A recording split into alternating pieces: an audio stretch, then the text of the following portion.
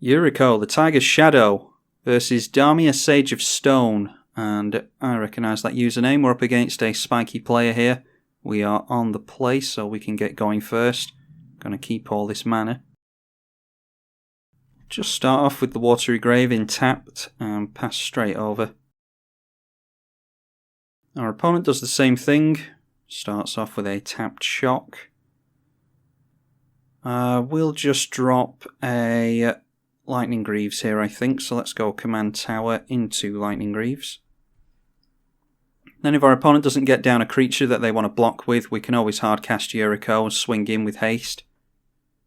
Not often something we want to do with Yuriko, but it is an option for us here.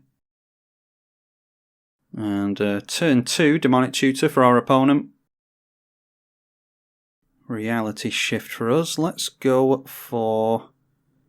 yeah, we might be able to go Diabolic Intent into something if we sack Yuriko. We don't mind sacrificing Yuriko because she can come down for only 2 mana.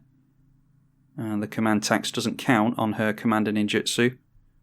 Let's just see what we draw into with her first.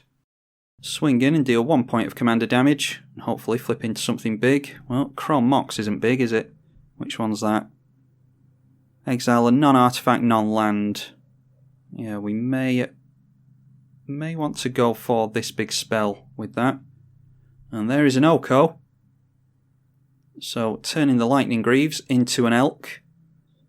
And, oh, an extra turn with Oko on the field. Yes, we will reveal that and go for the extra turn. So we go for an extra turn there. What do we want to do? First time I've seen Oko in Commander, actually. Well, let's swing in first of all. We can just hit the Oko twice with Lightning Greaves. So we'll swing into our opponent with our Commander. I think this has to hit our opponent. Combat damage to a player, yeah. I wonder if our opponent tutored for the Oko, actually.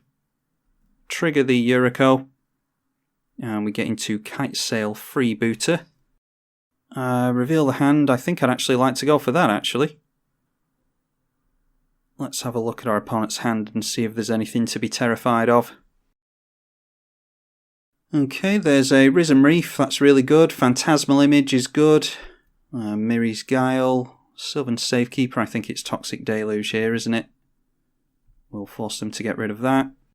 Then we'll drop the... well, we're not going to make use of Chrome Mox yet, so let's see what we draw into next turn first. We're taking another turn after this, don't forget.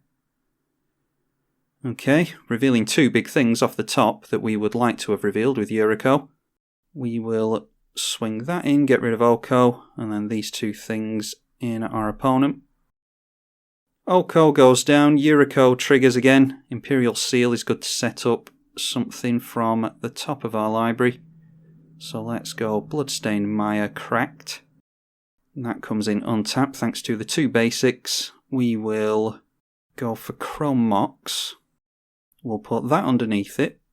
And now this taps for Damia.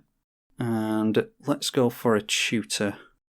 And I think just going for a counterspell is alright here. We've pulled quite a ways ahead now. So let's go for the Mana Drain. Yeah, and then we can also hold up Reality Shift and the Commit. I think I might go for... I don't know if I'm going to put a big spell on top with Imperial Seal or go for Scroll Rack. Probably should have gone for Scroll Rack last turn, actually, ready for us to draw into and put Commit to Memory on top. Risen Reef now coming down. We could make our Commander unblockable. No, let's just allow this down, and we can Mana Drain something else if we want to. Okay, Serum Visions is Scry 2. Let's go for that first and see if there's anything on top that we like.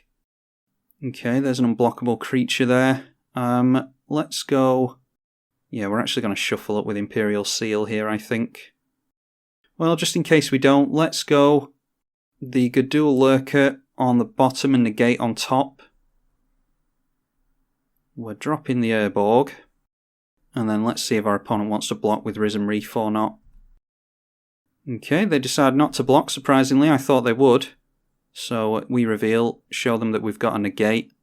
Let's go Imperial Seal and put something on top that we want to grab. I think going for the Scroll Rack is alright here. I would have put something big on top with the Imperial Seal, but I thought our opponent was going to block. So let's go Scroll Rack. We can draw into that next turn. And then we've got 2 counter spells held up, so I'm feeling alright here. Temple of the False God for our opponent. Phantasmal Image for our opponent. I don't really like the idea of Phantasmal Image coming down because it either comes in as Yuriko, which is card advantage, or Risen Reef, which is also card advantage. So let's counter the Phantasmal Image. We could have targeted it with the Reality Shift and it would have gotten rid of it, but by the time that happens it's gotten some ETB effects off. Okay, Questing Beast. It can't be blocked by any of our creatures pretty much. Combat damage that would be dealt can't be prevented. Yeah, I mean, I think we're going to try and outrace that, to be honest. In fact, no, let's Reality Shift that. So we manifest the top card of our opponent's library. Could really do with some kind of unblockable here, to be honest. We get 2 mana, so let's just drop the Scroll Rack straight away. And now it's a case of us trying to get through with Yuriko, which we can't actually do currently. Let's just swing in with Lightning Greaves and Yuriko. They just block with the manifest creature. Neither creatures will die here, so that's an intelligent block. We could have gone for commit actually. Well, we'll see what our opponent does. They've got 6 mana currently. Now 7, so they can go in for their Damia if they want to. But they do not. They decide to drop the Miri's Guile. We knew about that already.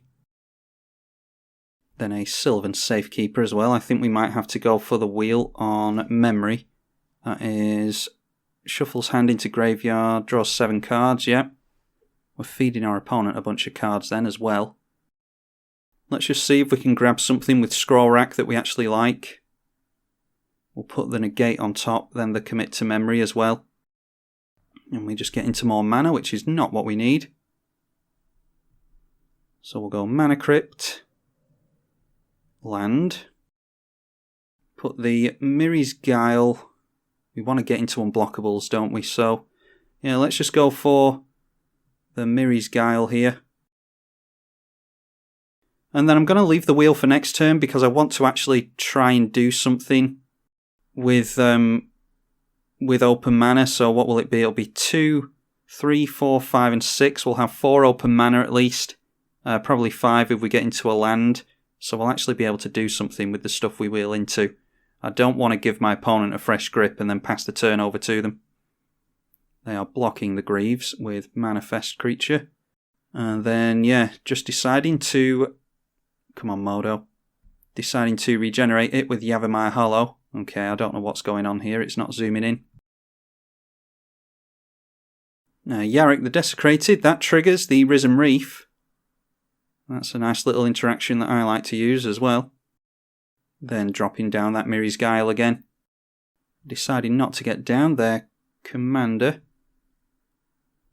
We lost the flip. We draw into that negate that we put on top before. So let's go for the memory here. We shuffle everything around. Okay. Oh, we've got Tetsuko. That's exactly what I was hoping for, actually. So let's drop the Reliquary Tower. Then we'll drop the Tetsuko. So that makes our stuff unblockable. Then we go for Imperial Seal. And we put Rags to Riches on top. And this should be game now. We just swing in with Yuriko. We hit our opponent, hit them for 1, and then flip into the Rags to Riches for 11 damage, and that takes our opponent down. Pretty clunky victory. Our opponent was just about starting to come back there. That wheel was exactly the reason that I decided not to go for the memory straight away. because, like I said, I didn't want to give my opponent a full grip and then just pass the turn over to them with full mana. So if I was going to go for the wheel, I wanted to wheel and then actually do something. So yeah, I'm glad I played it that way.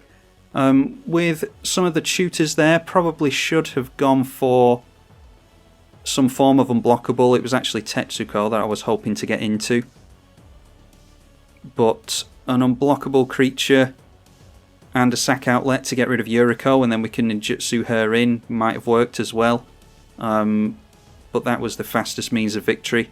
Tetsuko into a tutor to put something big on top and just win there on the spot. Yeah, we drew into all the cards we needed off the wheel there, so that was pretty lucky in the end. I think I certainly could have played that better, but Yuriko's a pretty complicated one to run. There's all kinds of avenues and lanes you can take with it, plus I haven't played her in a long time, so hopefully you all enjoyed this revisit to Yuriko. I'm tribalkai on the EDH channel. Thank you for watching.